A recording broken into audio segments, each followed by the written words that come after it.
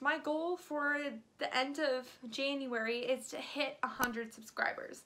So I'm so close to it. I think I only have 8 more subscribers to go. So if you haven't yet subscribed to this channel and you would be interested in doing so, I would greatly appreciate it. I'll wait. Okay, thank you. Hey y'all, it's Becky here from the Beckysphere, and welcome back to my channel. If you're new here, hi, my name is Becky, and every Tuesday and Thursday we talk about the climate here. The problems, yes, but the solutions, yes. So if that sounds like something you would be interested in, go ahead and click that subscribe button below, hit the like, comment, share, all that good stuff. And today we're going to talk about the Solutions Project. So I have been reading on my Climate Book Club, which is on every Thursday at 6 p.m. Pacific Standard Time. We have been reading Climate Courage, which I think is right here, by Andreas. Highly recommend. Even if you haven't been following along, we're going to be doing our last 2 chapters this Thursday. And then hopefully I will be able to interview Andreas. But yeah, I love this book, and in the book on chapter 8, I believe it was, he mentioned the Solutions Project. Funny enough, I had already heard of the Solutions Project. I think I heard about it, I want to say it was sophomore year of college, either sophomore or junior year. I believe I heard about it first either from self-discovery or from an energy generation class that I took to go along with my environmental science major. Regardless, I had heard about it before, and so I wanted to go ahead and take a look with y'all on the project, see what they're up to right now. And so that's what I did. Before I get into that part, I'm going to go ahead and just give you a little bit of information about the origins of the Solutions Project. So the Solutions Project was started in 2011, I believe in California, after Mark Ruffalo, yes, that Mark Ruffalo. In fact, he kind of started popularizing the idea of 100% renewable energy. And so he thought that, hey, you know, let's go ahead and see what each state would need to do in order to move towards 100% renewable energy by 2050. So he created the program with Stanford professor Mark Jacobson, renewable energy executive Marco Karelas, and documentary filmmaker and activist Josh Fox. So Marco, and Josh.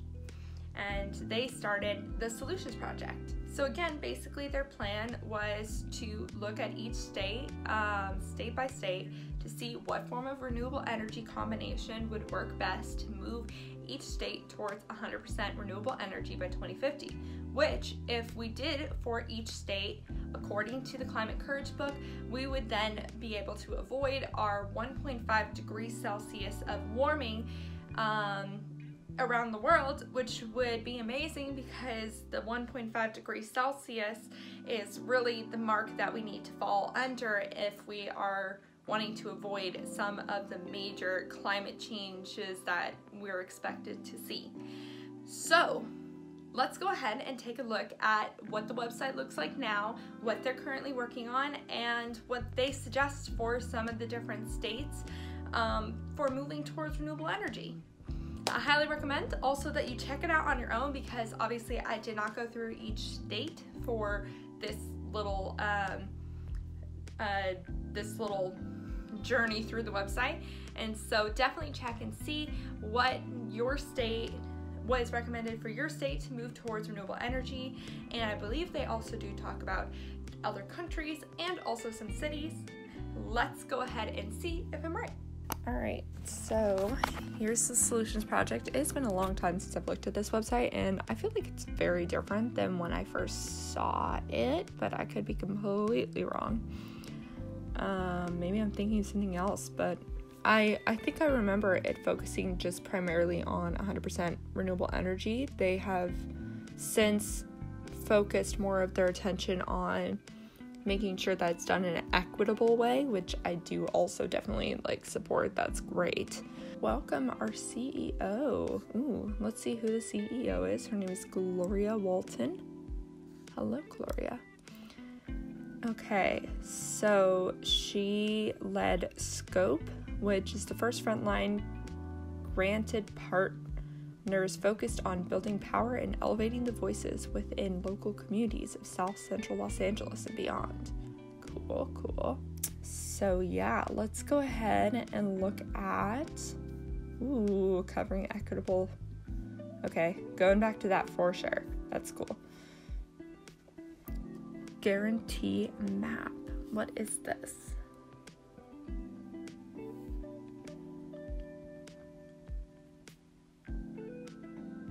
In media supports. Interesting.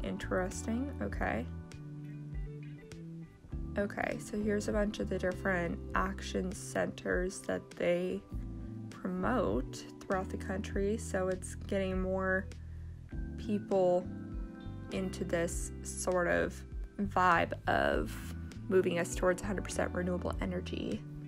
And you can see there's a lot of different focuses for each organization. Like there's the Straight Climate Alliance, where there's others that are specifically from mothers' perspectives, and other ones that have to do with indigenous rights in addition to renewable energy. So a lot of different ways to look at this problem, which is cool. A lot of faith-oriented organizations as well. So cool. I want to look at our 100% clean energy vision. Okay, yeah, so this is what I remember seeing is this map, but it used to only be the US, and now it's literally the whole country. Like, all right, let's just look at some country before we get further. So, okay, let's look at the UK. All right, so we got the different percentages that they recommend for each form of renewable energy in order to get them to 100% renewable energy by 2050. And you see here that they are actually focusing a lot on offshore wind, which is because offshore wind is bay. But it's because they're along the coast, so it makes sense because offshore wind actually is more consistent than onshore wind on a lot of occasions because the ocean constantly makes wind. So that makes sense. They talk about basically the amount of footprint that would be needed for the area and how much money they would end up saving. So that's very cool.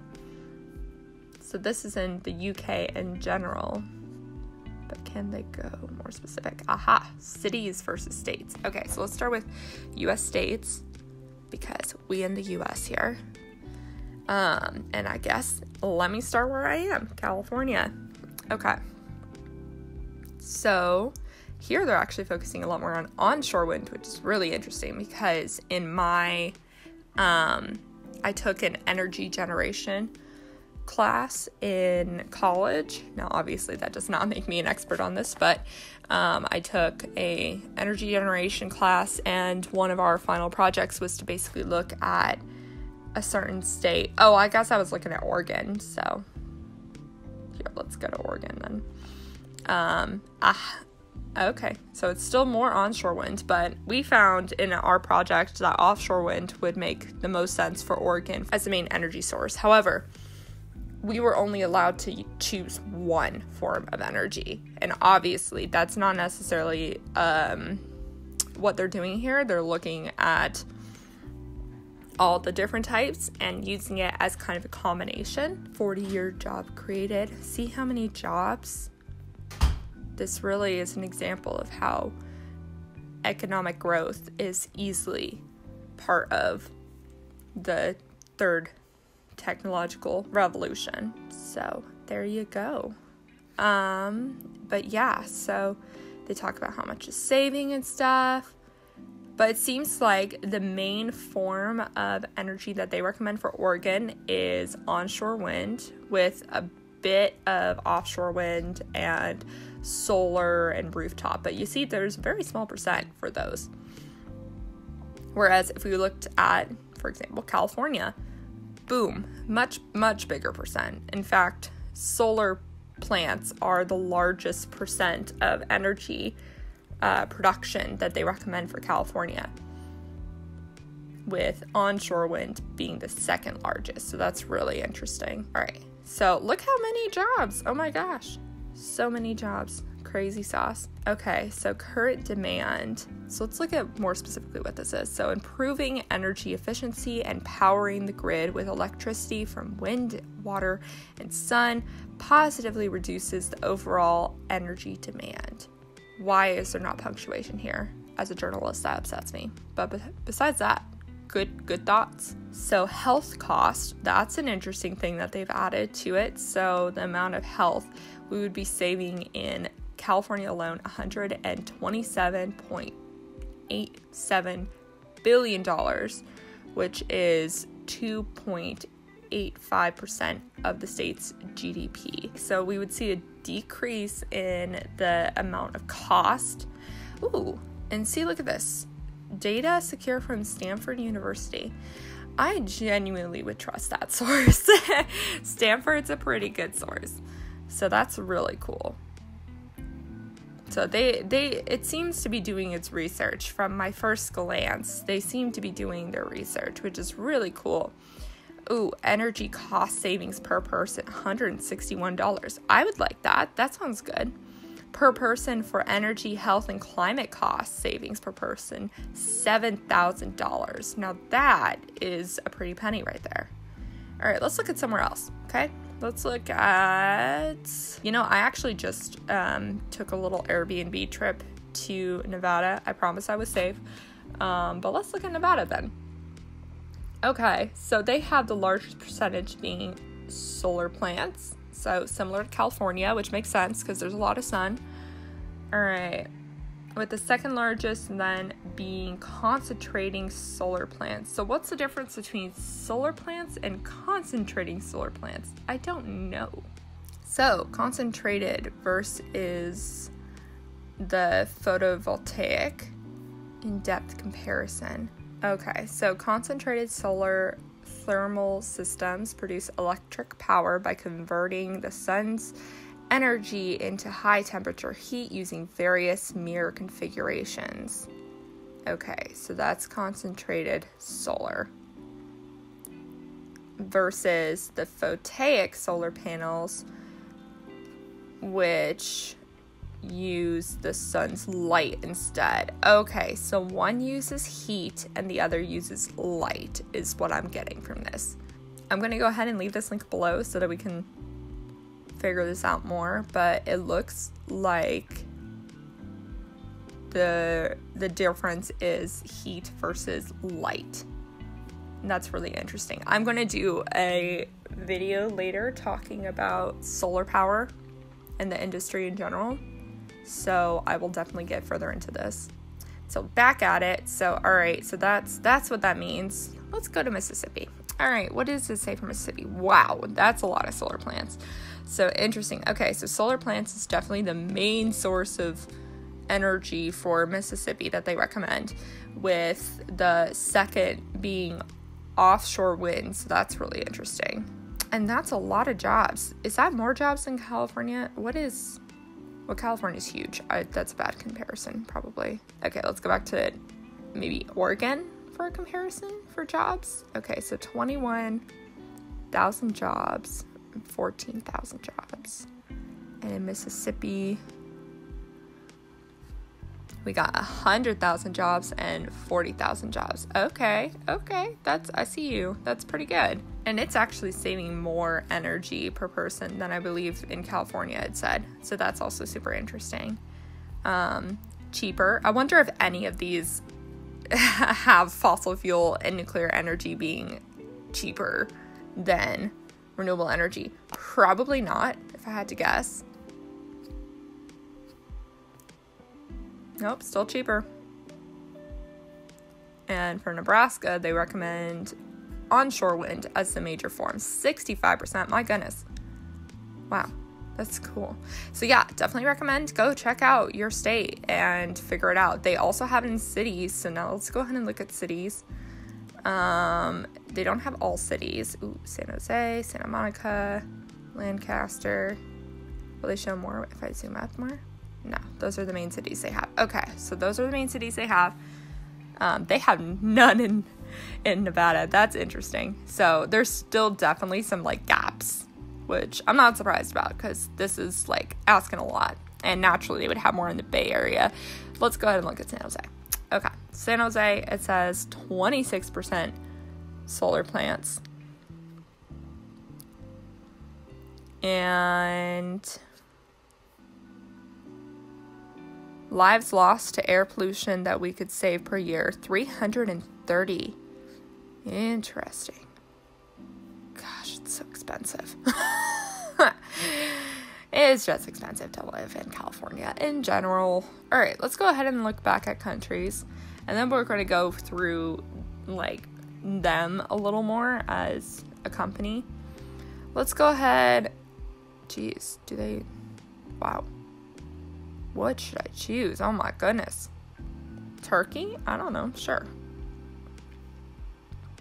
Okay, so they determine, and what I'm assuming they're doing, but I will check in a sec to see what they're doing in order to make these numbers. But I think what they're doing probably is they're literally just looking at like what each country, like the average amount of sunlight the country gets and whether or not it's along the coast and all that kind of stuff to make these determinations. But here it says onshore wind is one of the main sources of energy for Turkey, with solar plants being the second largest. Wow, it's amazing how much information they have for other countries too. Okay, interesting. All right, let's go ahead and look now at more about them. So, what we do. Okay, so they provide grants for grassroots innovation. So they seem to really prioritize like community-based growth, which is really interesting because obviously like you have some that want to focus more on like federal change and others focus on business change, but this is really focusing on community-based change, which is why it's not surprising that I heard about this. Well, I heard about it before, but it's not surprising that the Climate Courage book brought it back to my attention because the book is very focused on community-based impacts, which I think needs to be more prioritized than it is in a lot of our minds, a lot of ours being mine. Now I'm focusing on it. Okay, so they're growing the different networks. Cool. Renewable energy narrative trends? What does that mean? We analyzed over 2,300 news and opinion articles from 2019. Ooh, coming at me. Highlights, okay. Clean energy news articles quoting women doubled. Women were quoted 42% of clean energy articles in 2019 from 21 the year before. That's really interesting that they thought to look at the different like rates of quoting. Ignore the dog in the background. It's a dog, I swear. Okay, communities of color were not well represented despite being disproportionately impacted by climate change and fossil fuels. Communities of colors were referenced only 2% of articles? That's ridiculous. I wonder why. You know, like it's not like media people purposely go out and they're like, no, we're not going to talk to people that don't have white skin. I feel like maybe it's because, I don't know. I don't want to assume anything, but I don't know why. I would be interested to know of those people who wrote the articles, how many of them are white? You know, what is the racial background of journalists who report on this? Do they have a huge percentage of white folks reporting on this, and white folks were only talking to other white folks? I don't know. So that's really interesting. There's a whole report. I think I'm definitely going to like look more clearly into that. I do want to talk more in depth about how the journalism industry is covering and lacking coverage of like renewable energy and climate change topics in general. So that will be really interesting. So stay tuned for that. All right. Equity and justice were not top of mind. Only 6% of articles referenced issues related to equity and justice. Okay, that's also interesting. Building media capacity. Is that a different? Wow, okay. We support climate change makers, innovators, and solutionaries in multiple ways as we lead and advance both solutions within their communities. As their visibility heightens, so do our social, emotional, and logistical demands. Providing communications, training, digital capacity, and media tools, along with wellness support, are some of the ways we help them better navigate these demands, build cultural power, and ultimately grow their influence. Cool. Yeah, you know, the Solutions Project has a lot more than what I remember, which again, now I'm like second guessing if I'm even thinking of the same company, because this is very much focused on equity. I mean, is that Neil deGrasse Tyson, or am I just making that up? Wait, is that Mark Ruffalo? Wait a second here. Is that them? I think that's them. That's gotta be the astrophysicist and the Hulk. All right, equity and justice. That's definitely a big focus for them, so not surprised there. Okay. We pledged by 2020, so that's last year, we'd invest 95% of our resources in innovative frontline leadership of color, with at least 80% going to organizations led by women. It seems like they followed through with that. So I hope you found this all very interesting. Again, please make sure that you check out your state or city or country in particular to see what is recommended from the Solutions Project. Did you think that this is a conceivable idea? Are they missing major elements to this concept? Please let me know in the comments section below, as well as other companies that you would like me to check out. And without further ado, I will see you all on Thursday for the last 2 chapters of Climate Courage by Andreas Karelas. Oh, and also on Monday, we will talk about solar energy. Basically, a breakdown of what the industry is looking like right now, some of the main players in the industry, as well as different forms of solar energy, which was kind of brought up a little bit in this talk today. And remember, if you haven't done so already, go ahead and click that subscribe button below so I can hit that triple-digit 100 subscriber mark before the end of this month. And I will see you all on Thursday. Bye.